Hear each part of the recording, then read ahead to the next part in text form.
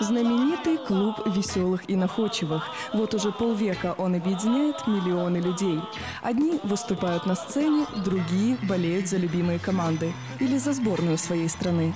Совсем недавно и у нас появилась такая возможность. Команда «Оранжевое настроение», сборная Приднестровья.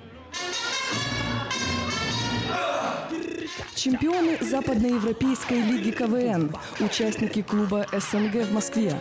Команда существует всего несколько лет, а уже такой богатый послужной список.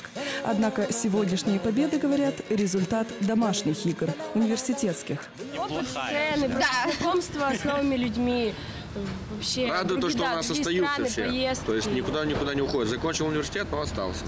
У нас единственная команда вообще за все года КВН, которая не распалась. Ну, пока еще все нормально.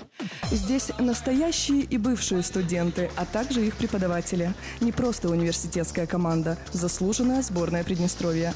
Собиралась не один год. Отбор был жестким. К потенциальным участникам предъявлялись особые требования.